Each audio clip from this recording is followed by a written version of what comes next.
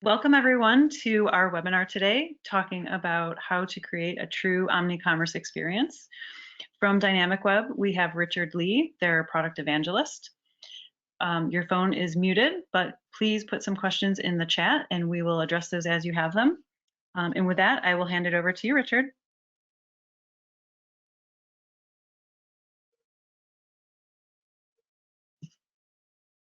Co-hosting today's webinar. The topic is how to create a true Omnicommerce experience. And again, I'm Richard Lee. I'm a sales engineer, product evangelist for Dynamic Web and e-commerce platform. So let's kind of unpack what Omnicommerce is or means. And it's kind of a, it's not a frequently used word, but it's still kind of a merger of two different things.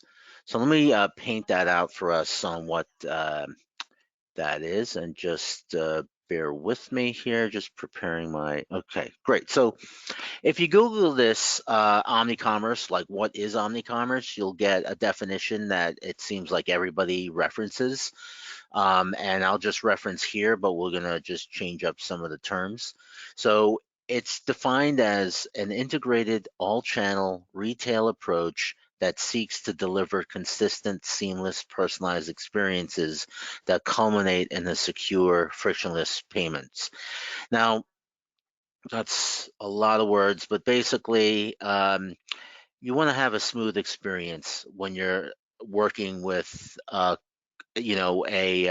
touching a interface or interfacing with a brand. And let's say I often use this example of like Starbucks. So anyone uses the Starbucks app, you essentially have points, and those points are available at your fingertips when you're either placing orders with the app to pick it up in the store. Not so much these days, but you can, instead of using your wallet or credit card to pay, you can use a gift card inside of your app and just show it. They scan the barcode and that captures it as well, and then you get points for that. So that explains kind of the seamless point here. The omni-channel side, or let's go back up to the top here, integrated. So that's what we're always talking about, especially with working with partners like Arbella, where AX and F&O is part of the integration, so that our platform or other third-party platforms want to be integrated to access product information, the product catalog, customers' information and details, or specific pricing, things of that nature. That's what an integrated e-commerce solution, for example, brings to the table. Then the concept of omni-channel, which is growing more and more and bleeding outside of retail, and that's what, even though this definition defines it as retail, this is for all kinds of companies going online and being on the web. And the concept for them is that the omni-channel used to be just channels that maybe you owned, meaning like, let's unpack that with this next slide here a little bit here, what the channels are. So you owned a channel like your B2B site or your B2C site, but you might pay for a third-party site like Facebook or Instagram. So those two are channels. But then, in generally speaking, a marketplace, third-party marketplace like Wayfair, Amazon, Google, those are now included in the channel concept. And then feeds, whereas we had an RSS feed, but imagine you have other feeds going to different, again, different channels, different places where your audience or customers are going to be. So let's look at those examples here. So this is from a snapshot from the website channable.com. And the reason why I show this one is this happens to be a plugin for Dynamic Web where your Channable account can integrate with Dynamic Web very easily, and I'll demonstrate that later for you guys. But basically showing you that like the channels, that some of these might be social media like Facebook, Instagram, Snapchat, but then some of these like Wish, eBay, Amazon are marketplaces. And so what you're providing there is, in all of these examples, you're essentially providing product information. In the case of Amazon, you're providing product information, including inventory and maybe stock location, things of that nature. Whereas in social media, let's say Instagram, where it's very visual, you're maybe mostly promoting the images, but you may have attributes for those images that are in the form of hashtags and would therefore be able to upload or push out to Instagram with more relevant information.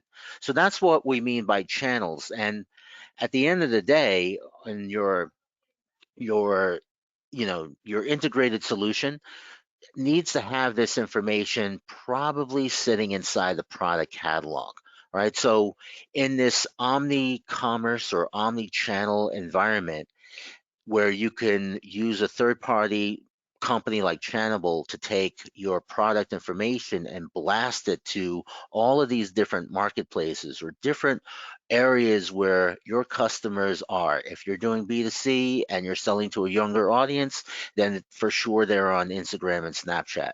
But if you're dealing with maybe more commercial use products that are, both in the realm of maybe Amazon and eBay, you're going to go that way. But if someone says to you, hey, we should invest some time in looking at bowl.com, I never heard of it myself, but someone might bring that to the table.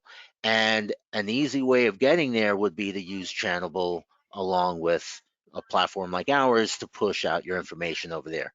We'll get to those details a little later on. But I just want to continue painting out what this is here to understand it, that it's nothing new per se. It's just to emphasize that Omnicommerce is bringing all of these components together under one roof. So integrated, we talked about that. Omnichannel, we just spoke about that. And then seamless, personalized, and frictionless. And if you ask me, they're kind of very, very similar to each other, but they are different. So seamless means that, like, one example of it, and there are many examples, but let's say that when you use your mobile device and you're surfing to the website of a company, or you're using your desktop, laptop to do the same thing, you may be like I do this. I add things to a cart, and then throughout the day, I'm thinking about what else I might be adding to that cart if it's something like an Amazon that sells a bunch of different things. Whereas if I'm ordering from a very specific site, let's say like Nespresso, where I'm ordering coffee pods, that's all I'm ordering. So likely in that moment, I could finish the transaction, whether it's on my phone or on my desktop.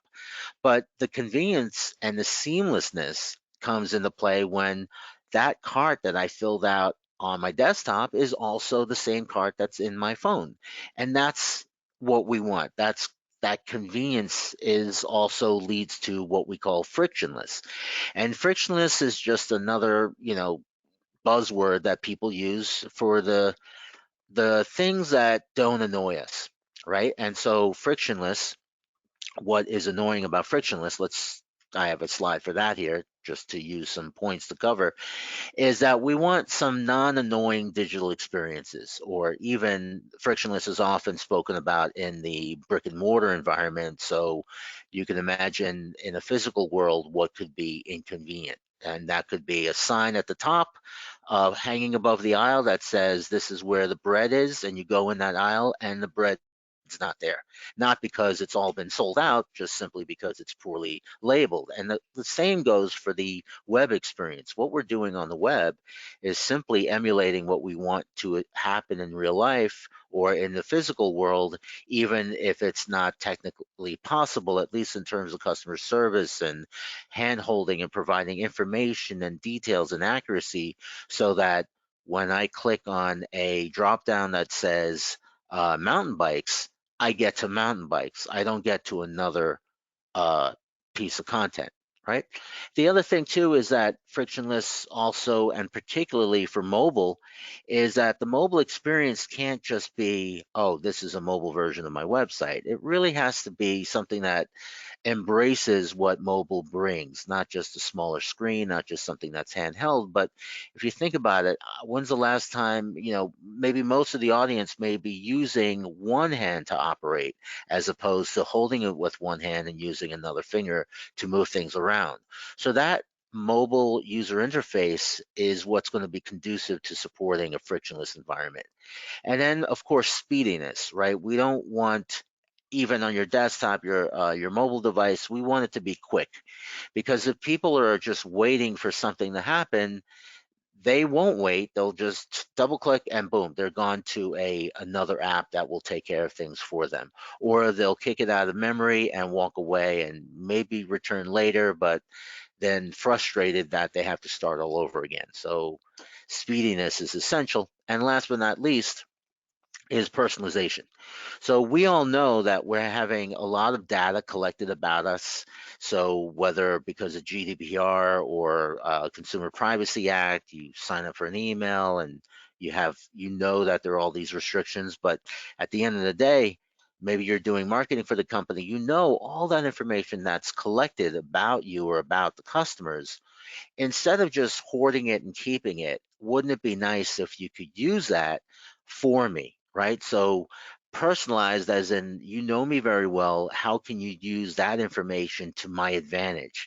Meaning that when I log in, I want to see my specific pricing, or when I log in and I have an order that's delayed, show at the top or in my customer service center, my self-service portal, where I can help myself to information very easily.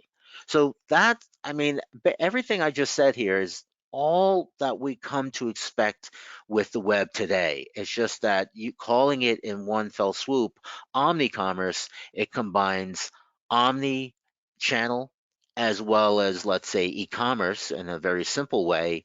And then what is e-commerce today? It's got to be fast, it's got to be personalized, it's got to be frictionless, it's got to be mobile centric, mobile focused, mobile first.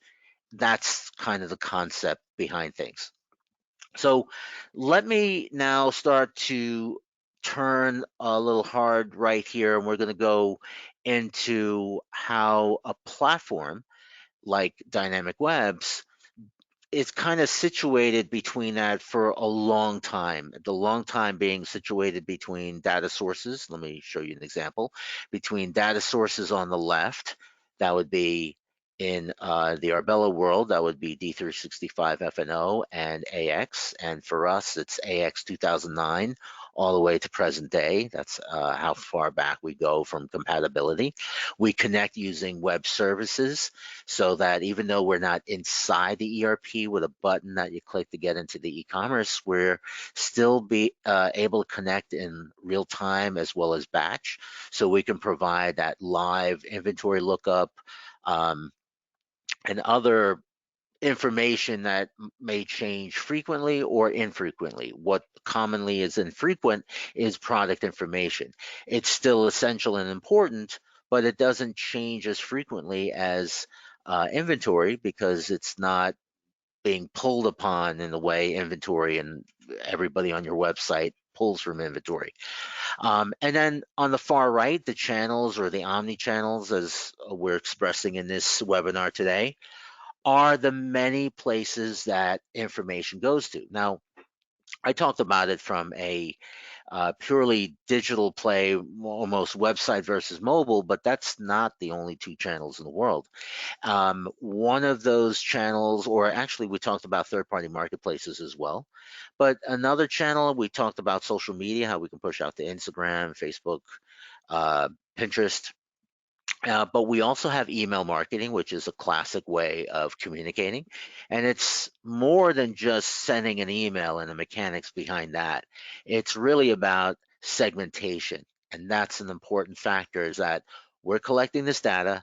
How do we use it for your advantage, or your customer's advantage, to improve their lives and their experience when they come to the website? I'll take you into that demo as well. But in addition to all the digital channels and third-party places and social media you can push out to, you can also, another channel is the PDF file. So the PDF in our world isn't just a unrelated file. It's related because usually, or commonly, from that product catalog that supports information like that you might find in a PDF file or a spec sheet or a product brochure. That information is all usually rooted inside of a product management system, a PIM system, which, like the ERP, is a master record keeper, but only for product information. Because if you think about the product information sitting inside your ERP, it's probably very limited. It's a name, a little description, one image, price, and quantity. That's it. Whereas in a true PIM system, that information, there's a whole lot more behind the scenes that could be delivered to different audiences for different reasons. So like I painted earlier with, actually, let me go back here in this slide here. When pushing out to Instagram, it's really an image, hashtags, and maybe a little something that you might write about it, write about that image.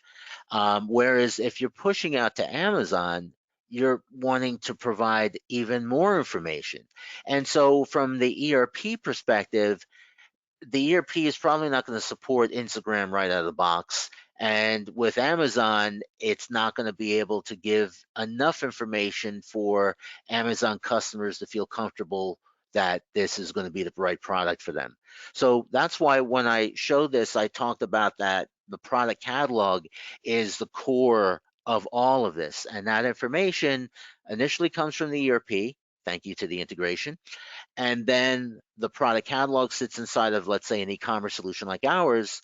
But how do you make it have more information, enrich it, as they say, and make sure that that information is accurate across all these different products? That's what a PIM, product information management system, does. So let's not spend any more time on the deck here. Let me just get over here and let's go to the live demo. Actually, yeah, we'll talk about what the details of dynamic web is later. All right, so let me flip some screens here. Here we are.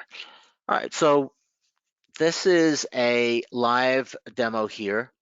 This is one of my demo sites, standard looking website with products inside of a product catalog that I can search for by navigating to, or I can type in some or all of the product name up here. So it's looking up in just a little piece of it, and it shows me a little thumbnail representation of the image. And if it's available to me, I can add it to the cart. If it's out of stock, I can really just view it only. And this is not just a search on products, but it's a search on pages as well. So I'm seeing other information as well.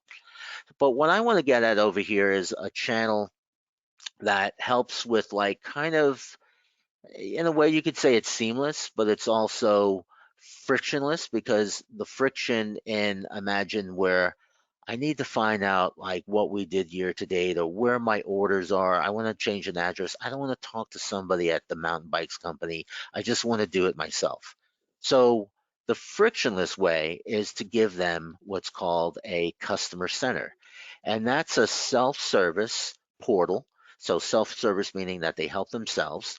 They don't have to email anybody. They don't have to call anybody up. They're just helping themselves to that information. In fact, I call this the Amazon way, because when's the last time you called anyone at Amazon to do anything, except really when there's a certain issue. So here, under, let's say, we go to my orders.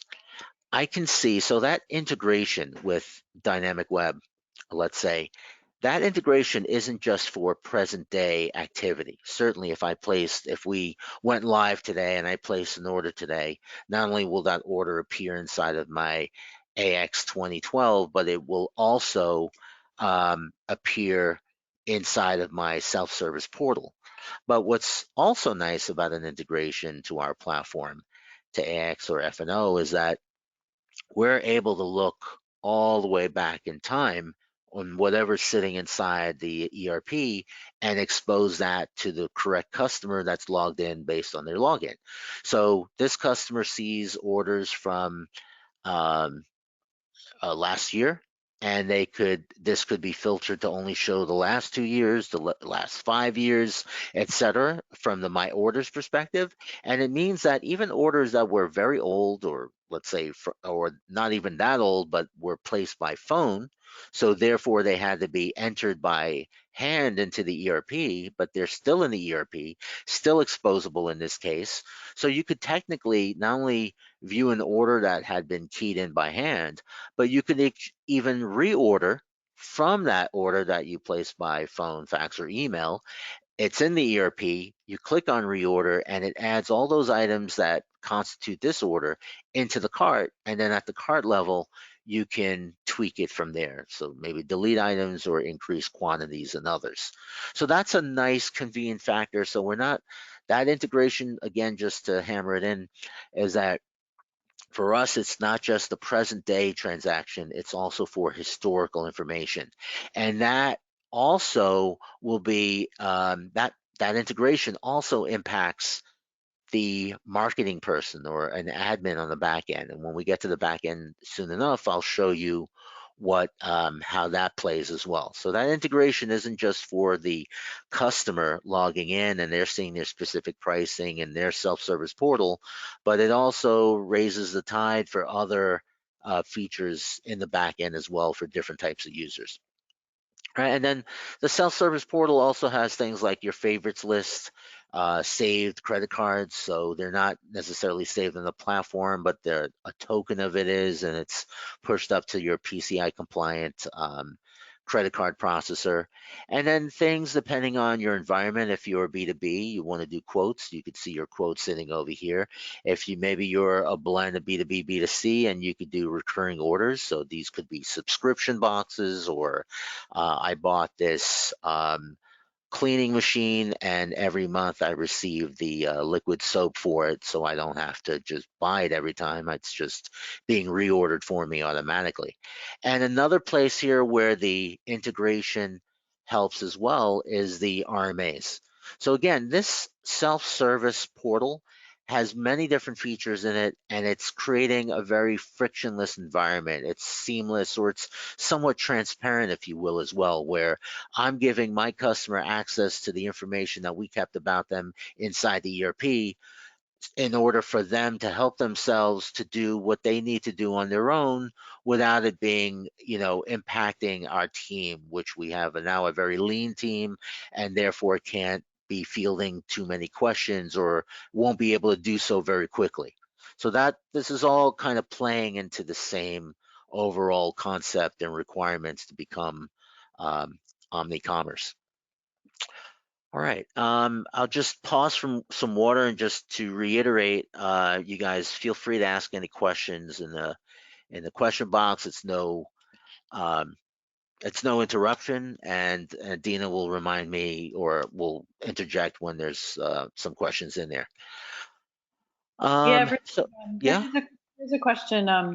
As you were talking about, you mentioned brick and mortars, um, and someone was curious if you need a brick and mortar store to have that frictionless commerce experience you're talking about.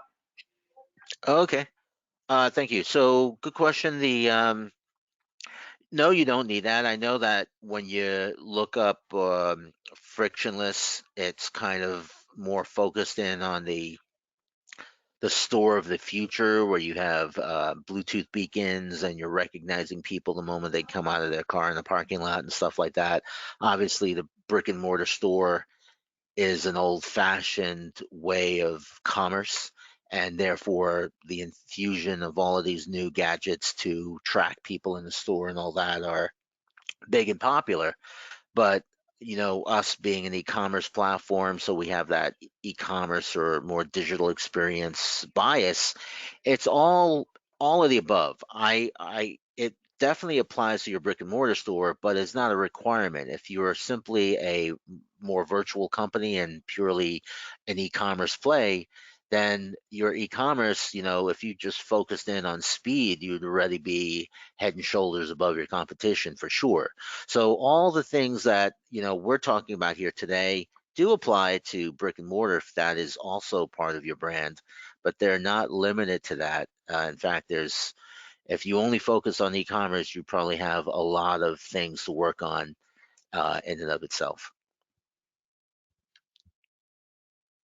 Great explanation. Thanks, Richard. Yeah, you're welcome. All right, so we're going now to the back end here. So I'm going to flip some screens here. And so this is the back end of dynamic web. It's technically the back end of this front end demo I was just delivering. And the concept of dynamic web, let me just use that slide here, which I didn't talk about in the middle, is we call ourselves an all-in-one platform. Okay. And sometimes, in the early days, people were solely focused on maybe one of two things, either a shopping cart or integrating to a shopping cart.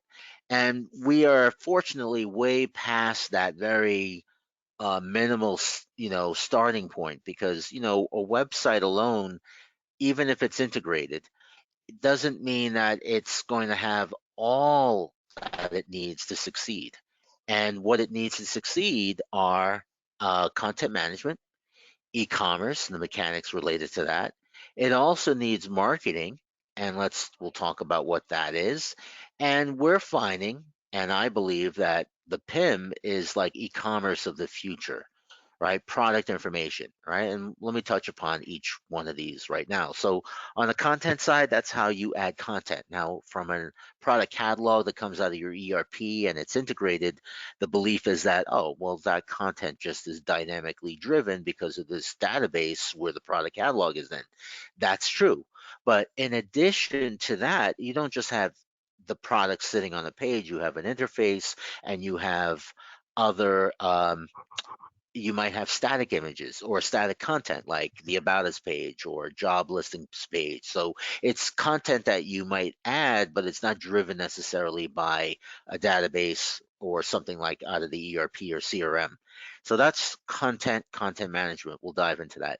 E-commerce are not just a shopping cart, but the mechanics related to it. Maybe a promo code, maybe loyalty points, gift cards, all the things that you somewhat come to expect, maybe from Amazon or your other favorite e-commerce site. And just an FYI here, we're talking both B2B and B2C. This is a platform that supports both. And because we hail out of Denmark, it is a platform that's already multi-language, multi-taxes, multi-currency enabled, so that whether you're operating in Europe or in the US with our northern and southern borders and the languages that might apply to that. So that's on the e-commerce side. And then marketing. Marketing for us is the ability to recognize behavior happening on the website in real time, which is what we call personalization, or after the fact. And that is really powerful because that's what, frictionless commerce is all about as well, is that it's using data, using information from people's behavior, from whether it's social media or simply behavior on the website itself, which is very telling, in order to predict or to anticipate what they're going to want to do next. And that's what's built into dynamic web. And then PIM, so let's talk about that. I won't use the name because otherwise my Echo is going to respond, but the Amazon Echo and other speaking devices where you're searching using words is still converting them into text search, and it's giving you the results as a result of that. Where and how do you associate more information so that when someone does a vocal search on their search device, does that product information come out of? It's inside of a PIM that they can better enrich it so that they, the listing device takes care of, like, pronunciations and things like that, but the actual content associated to a product maybe sitting on your website, that's also directly leading into search engine optimization and how people find you, whether they do it inside of a Google search or they're doing it in their phone by just speaking to it. And the PIM is supporting all that. All right, so now that we know generally what we're talking about here, let's go back to the back end here.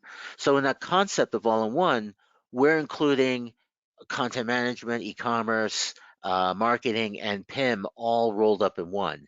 And from a back-end interface, we see that here with the left menu here. We have the content management system, file management, media assets manager, whatever you want to call it, users, user management, That's also where we have our segmentation system used by marketing. Marketing, we're going to go into that. PIM will go into that, and of course, marketing as well. But painting out the goal here is like omni-commerce and how it happens with channels and things like that, which we're going to get to when we get into the PIM as well. So take a look here. So imagine you have a B2B and a B2C site. You'd click over here in the top and you'd be able to navigate to those different sections from the drop down over here. And notice I have another language site in Danish, so that again, just showing you that we're supporting what we um, where we hail from. We hail from the small country of Denmark, supporting all of Europe initially, but now we're in the US supporting larger companies in the US, but also some of these companies are working only out of Montreal, or working with customers in Montreal. They'll need to speak French as well. So that's essential for a lot of our customers. So on the content side here, this is how we manage content on the site. And content are dynamically driven pages like products, which is a product catalog, or they're more visual and they are nonetheless constructed using the content management. So this is the front end of the website. And this is the back end look of what that page looks like. And just to show you how it correlates, this is the carousel, because we can go from one image to another. This, we have a 3-column image, like 3 images essentially in a button, and then 2, and then so forth and so on. So if just showing you how that correlates, here's the carousel. And let's say I want to turn the carousel off. I just need to click on that green check mark. It turns into an X. I hit show page. I hit refresh, and that carousel is now gone. And we know that, when you're managing a site, sometimes you want to disable something, you're working on something. The old way is to go into the code and comment it out, but an easy way is what I've shown you here. Another easy way is, let's say I want the carousel to appear for a period of time, let's say Easter. So I can go here inside the carousel, and I can certainly make changes to all the images inside here, adjust colors and width. But if I go here to options, I can define when this carousel is live for. So the carousel is something, but let's say it was a happy 4th of July message. Instead of it being, August and the July 4th message is still there, I can define when to turn off that message. So there are features in here that, even though we're capable of working with multiple people on a team, and when we get into the PIM, that's often where a lot of team effort goes into it. We're also a platform that's easy enough to use that if you had a solo admin, they're not going to drive themselves crazy with all these things that they may have to turn on and turn off. There's a lot of set it and forget it features, and this one here where you can turn or have an element on the page, like a paragraph, appear and then disappear based on the time frame that you set. I mean, you could set it for 5 minutes if you want to, and it'll appear for 5 minutes and then disappear. So lots of time-saving features in that respect as well. Then moving on here to files. Files are all of the images or spec sheets, PDF files, whether you can view them as I can here with these. What are these? They're JPEG images, or they may be CAD files that are needed whenever we sell a product. We need to send the CAD file along with the order as well. And that could be kept inside here. They may not be previewable through the web, but they're nonetheless a file that we can associate with pages, either to be viewed on screen or to be viewed in an email or to be viewed after a transaction has occurred. And what I want to show you here is that, in keeping with the all-in-one concept, is that instead of me saying like, oh, I want to use this image here, but it's 5,000 by 4,400 pixels, a little too large. So why call up Photoshop when you can go here to edit and we can resize that image right here inside the application? So it saves you a lot of time. I don't have to get out of here, close something else, go into another product, eating up more memory in my machine. It's just another screen when I may already have so many tabs open up on a screen here. So I can resize it. I can, let's say, make it a fraction, so 537, and then it does it proportionally. I hit OK, And then I can, just like in Word, I can save it as a different image. So I could save it as a smaller version of this. And so I'll be going from 2 megs to down to 37K. So that's a huge time amount of space saved. But more importantly, it's a huge amount of bandwidth saved. So instead of loading up a 2 meg image along with other 2 meg images on the same page, it's a 37K image, and the gist of the concept of what I'm trying to capture is still there. I can save it as a different name or save it right on top of the old name. And what's cool is if I go back here to content, I'm right where I left off. Remember where I disabled the carousel? And I go back here to content, I'm right where I left off as well. So, frictionless, we talk about the customers having a nice, seamless, non-annoying experience. Well, we're big fans of keeping that also on the back end for admins, because if an admin suffers on the back end, then we're going to hear about it in the worst possible way. And we don't want that to happen. We want it to be easy for an admin, as it will be easy for their customers to enjoy as well. Now, users are two functions. One is the customers, all the customers, and this is again from the ERP. We bring in all the customers. Now, what the ERP doesn't know is it doesn't know what their login name is. It doesn't know what their password is, but technically we won't either, because all the passwords can be encrypted.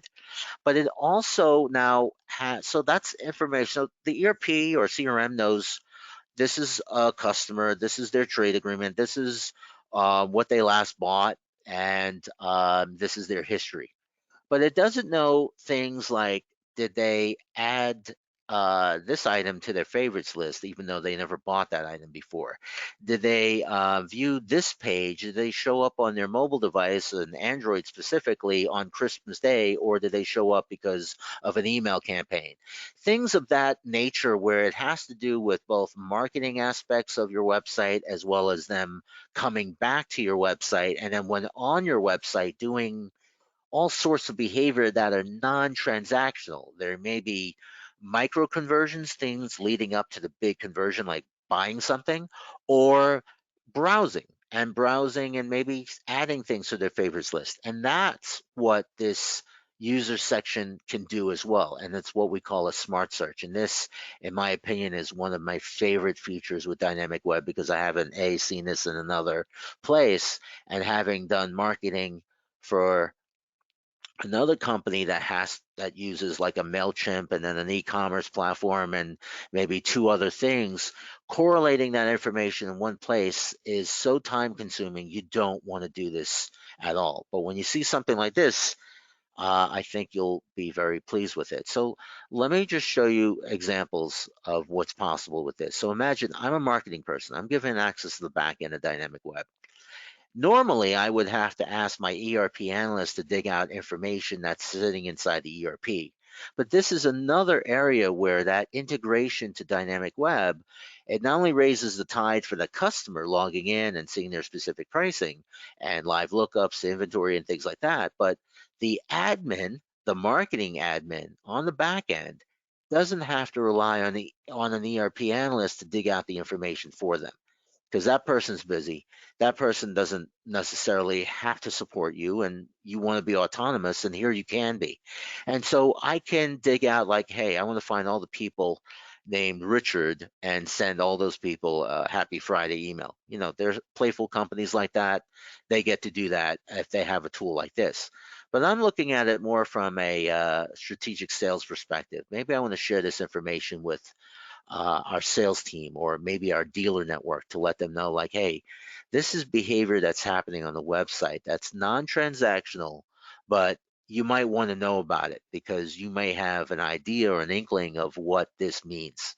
So for example, we can see if they view the product, right? And then I can specify the condition is true. Yes, they view the product. Or I can say, did they view this product, but they did not view this product, and then specify maybe a correlating product or a more expensive version of that product, right? And mind you, with this type of information viewed, that's kind of in the realm of Google Analytics. But the problem with Google Analytics is that Google Analytics is only Anonymous users, yes, 3,000 people showed up on your website today. 30% went this way, 22% went this way, but they're not by name. They're not by username. You have no idea. With this one, the result of this, depending on how many rules we set up, will be X number of people, and that X number of people are down to their username. And you can know by either looking at the username or seeing and beginning to track them over time, like, oh, this user opens up every single email we send them and they're exhibiting this behavior here. So let's see what else we can track. So we can view like here, bought a product, that's transactional information. So things like bought a product, that's something you would typically rely on the ERP analyst to look up for you. But view the product, you wouldn't ask them because they wouldn't know. And that's more relegated to your platform and other tools you might have. So that's why in the concept of an all-in-one platform, Dynamic Web brings these features to the table. It's not an additional integration. It's just simply a fact that our platform captures this, and that integration picks up things like bought a product, last order date, that's transactional information. But the things that the ERP doesn't know is like what pages they view the product, or let's say here, that's view the product. Let's say they visited a web page. Did they visit our charity pages? Did they visit the About Us page? Let's say now, one more thing here is like, did they here, do they have any loyalty points? And here, did they add a product to their favorites list?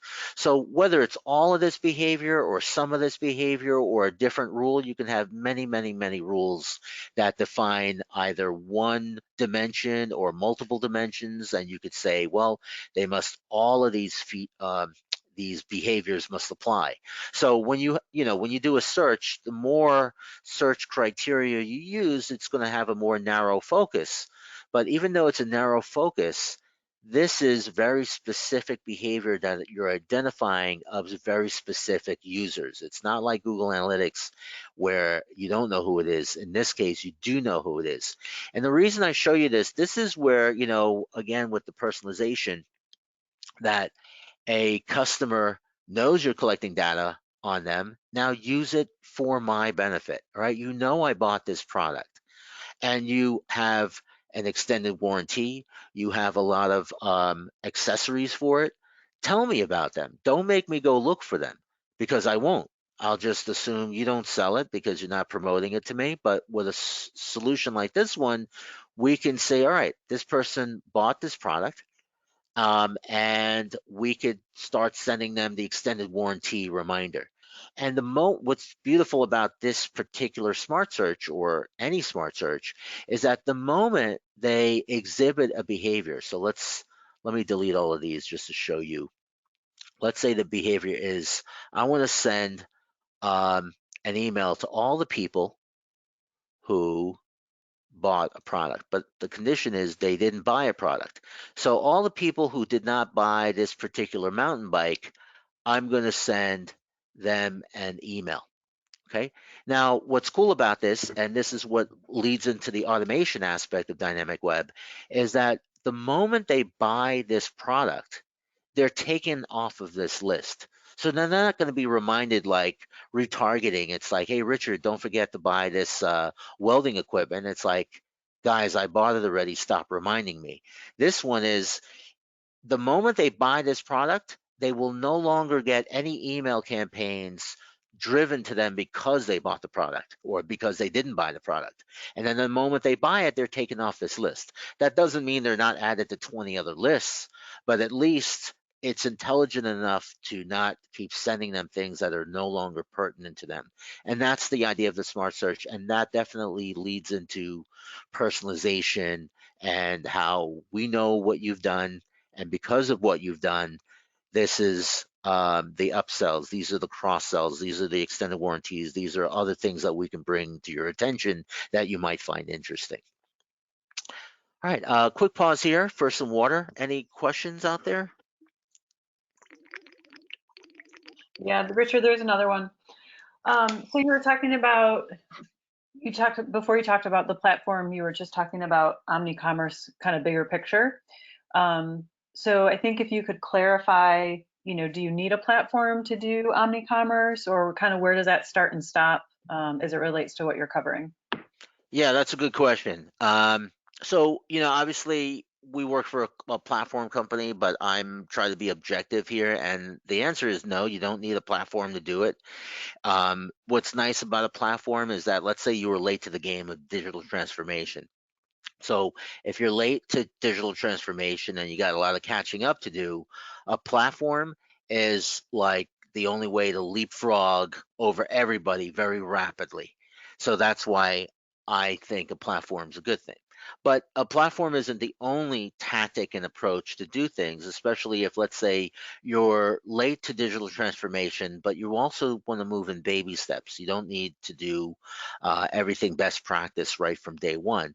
You want to kind of ease into things, and that's where a non-platform or maybe a mini platform you could start off of one, or you could just kind of build it out from scratch yourself, because depending on your customers, if it's really a close knit of customers who are willing to, move on the baby steps that you're going to take towards digital transformation in order to stay a buyer of your products, then they'll help you out with this. But if you're dealing with a market of people you don't really know, and maybe it's also a younger market, and they're going to be a little more critical of things not working, then you may want to consider a platform to kind of um, get you going and leapfrog over your mistakes or potential mistakes now and forever. So that's really kind of the strategy. It depends on your environment, but the short answer is no, you don't need a platform to do this,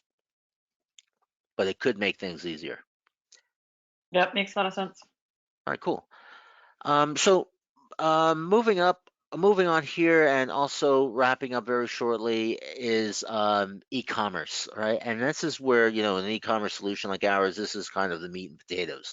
And as you see, there's a lot more information going on here. We have a dashboard that shows us lots of information at a glance that you can completely customize and change colors. And even these colors will change to a color that you choose as like urgent, like red or green, if the numbers are greater than or less than what your expectations are. And then here we could see orders. So not only are orders sent immediately into the ERP, but you can see the orders happening here as well. And you might have under capture state an internal sales order ID from AX or F&O to just at a glance see, all right, F&O picked this up. I don't have to be concerned about it. But also on the screen here, we have the option of showing, let's say, all orders. And all orders would be even incompleted orders. Now, incompleted orders fall into the realm of abandoned carts, but abandoned carts aren't always abandoned. Like if I'm, on a site selling, let's say, tickets for, back when we can go see sporting events, and I'm at Ticketmaster, I have like 4 minutes or 7 minutes to place the order before um, the the thing is closed. In that case, they don't have any abandoned carts because you only have 7 minutes to place this order, and if you don't, it's not abandoned. It's just there's that ticket is now available to somebody else. But in the world of our world, where it's often an abandoned carts are, if you're B2B, you don't take an hour to place an order. You might take a whole week, thinking about what you need, and vice versa. The B2Cs don't take a week to place an order. They might be taking less than an hour to do it. So that's where you can determine, especially with dynamic web, if it's B2B, send them an abandoned cart reminder in 4 days. If it's B2C, send them a abandoned cart reminder in 40 minutes. So your choice, your availability to do any one of those, but you're capable of seeing abandoned carts over here. And this is like a really big one over here. So you hate to lose that one. So it's nice to have an abandoned cart reminder to remind them. So again, the frictionless it's kind of two-pronged approach. It's not only helping you guys out as the owners of the website, but it's also helping the customers out with, hey, I don't know what happened, but you forgot your you left an abandoned cart here. And that could be a legitimate order for people, and just simply reminding them, bringing them back to the table to finish the order is $35,000 revenue stream. So, and then here, the product catalog, right? Earlier I said this is all at the core, that everything starts with the product catalog, and that's absolutely true. That product information we might take for granted of what the manufacturer provides to you, but having shopped around on websites, that the concept of showrooming, where I'm at Best Buy and I get to physically play with the washing machine and open the door and close it and see how easy it is, etc. But when I'm looking at product information on the website, in lieu of seeing this product physically in person and touching it, I want as much information as possible, so I don't have to do online research by going to 4 different websites, including the LG website, to look up their refrigerators or washing machines to figure out if this is the right product for me. If that product information sits on one singular website, I'm already in love with that site because it's saving me time. I don't have to go to 32 other websites to figure out what the information is. And that is how you earn trust and how you develop the relationship with people. And that leads into that omni-commerce experience, that frictionless, where, okay, there's no friction here. There's all these videos, there's all these customer images, there's all these reviews about the products, and there's tons of product information. I don't have to go anywhere. I might spend the whole day just reading about this product, and to see whether I want it or not, I don't have to pay a visit to Best Buy to just look at the product to see if it even makes sense, because in reality you need two things. You need to see that product in some shape or form, and you need to see the reviews to know, or product information to know, if this is the right fit for you or not. And so, that, to bring it home, this is a product catalog here, and we see it structured this way. But we know, as being an e-commerce company, that the product catalog is one way of viewing things, but that's where PIM comes into play. And a PIM is, in our case, it's a user interface, or UI for short, of allowing multiple types of team members who are all related to product information. So imagine you have the photographer, you have the marketing person, you have the engineer who knows all the details, ins and outs of the product and the product parts and things like that.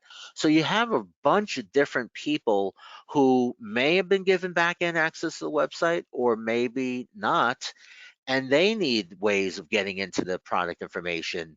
That's where the PIM comes into play. But before I jump there, just to show you some other bells and whistles with what e-commerce can do, you have the shopping cart, of course, but then the RMAs I showed you earlier, the quoting, recurring order subscriptions, promo codes. Those are really big. You can do so here with a lot of robust features, so you're not ending up, often you set a promo code and you're kind of competing against yourself. Not with our solution here. And then loyalty points, gift cards as well. So sell money and then a card of money, and then they can keep using it. And then, really quick, we'll just jump into PIM here. And again, this is another user interface where people use something called a warehouse. And the concept behind that is that, like, you have a showroom and then the ugly warehouse. And the warehouse, though ugly, is where you're organizing things so that you can easily find it. So someone in the showroom, AKA the B2B or B2C portal, they're buying things, and it's from the product information in the warehouse that that information is being shared, either with both channels equally, or the B2Bs just see, just like an Excel spreadsheet of information, where the B2Cs is like gobs and gobs and gobs of information. And that's all powered by the back end here. But here, let's talk here about channels. This is where, when we communicate, it's no longer just within the world of, let me use a different demo over here. Um, Sorry about that. Just switching demos here. When we use the website, it's no longer just our own channels. It's channels that we're communicating with the rest of the world. And so we partnered up with a company here called Channable. And what Channable does is it allows us to communicate to endless channels, like I showed earlier in the PowerPoint deck. And I could insert a feed over here that basically pulls the XML data from our server that has all of this product information, and it puts it out onto Channable, and then Channable can connect it to Amazon more easily than me constructing this type of XML document myself. So, but all of this information is sitting inside of the product catalog, and that product catalog, which is a copy from the ERP sitting inside of Dynamic Web, is also capable of being enriched, as we say, where you can add more information to it. So, in order to support different people who need that information. So, B2Cs, they want to see every YouTube video that you guys or that your company might have for this particular product. Whereas B2Bs, they want to make sure, like, hey, I want to see all the spec sheets and these CAD diagrams to make sure that it's compatible in the environments that we're going to be putting it in. So for different people, different reasons, and therefore that's where the PIM comes into play to support all of this different product information going to different people.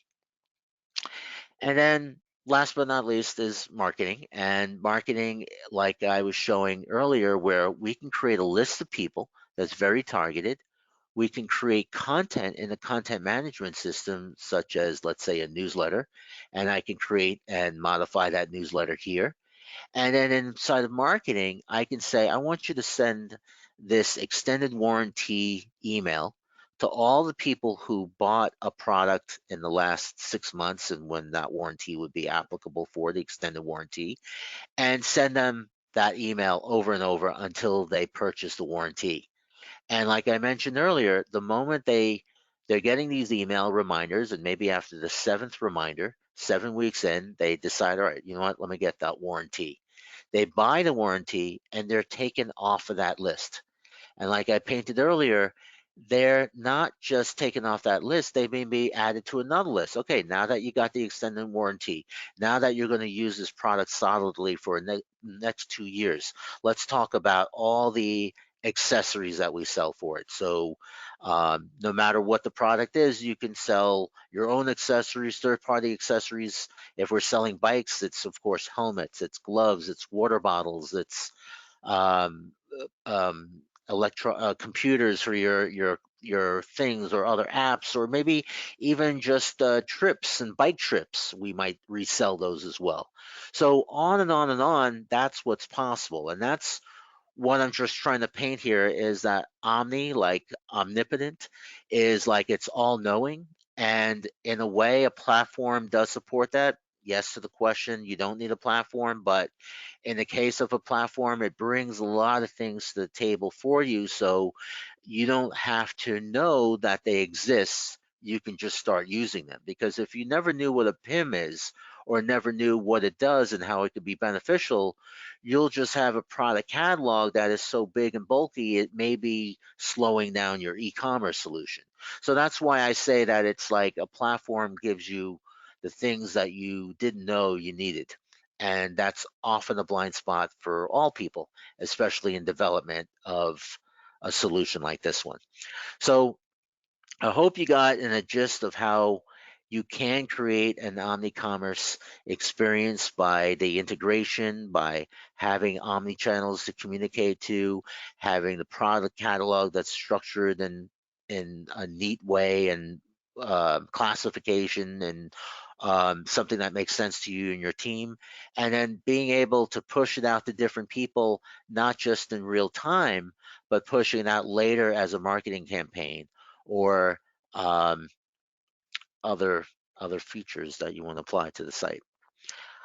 So Hey, Richard, I'll end it one here. more question. Yeah, Yeah, that was one more question. As you were talking a lot about PIM towards the end there, someone asked a question about what the single source of truth is for us. Can you just speak into for a minute what our best practice is and talk a little bit about that? yeah, sure. So the ERP, prior to the PIM, the ERP is the single source of truth in your company. And then when we hook up an e-commerce solution, that's often, it remains that way. The product information is inside there. E-commerce transactions are immediately uploaded to the ERP and it's kept inside there. But when it comes to product information, from a just a general perspective of how a lot of companies, manufacturers do it, is that the PIM is an additional system of record related to product information that may be kept in the ERP, but kept in the ERP in a very limited form. So let's say the unique identifier is a SKU, and that SKU then therefore is the unique ID that represents that product inside the ERP. But then you or your team needs to enrich it with, like, we need to add 4 YouTube videos that we make ourselves for each of these products. So we don't want to keep that information inside the ERP because we need a lot of different people to access it. So we're going to use a PIM, let's say Dynamic Web.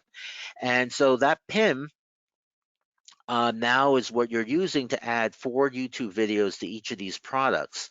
But let's say inside the ERP, you change the product description name. That will change inside of the PIM, but it won't affect those 4 YouTube videos. It'll only affect the field that said description.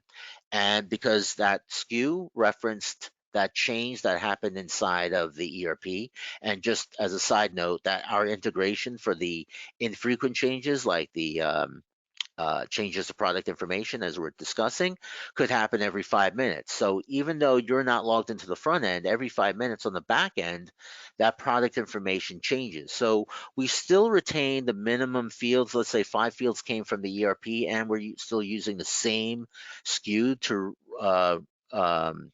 in regards to that product. But any additional fields that you might add to it will not be overwritten because A, those fields are not kept inside the ERP, and B, you can configure, or we can configure the the integration so that it doesn't overwrite that extended information or enriched information. It only overwrites what is also kept inside the ERP. I hope that explains it for you. Yeah, I think that was a good explanation. So with that, we are at the end of the hour here. So thank you to everyone who joined us today, and thanks so much to Arbella for hosting Dynamic Web. Everyone will receive the session recording. Have a great rest of your day and stay well.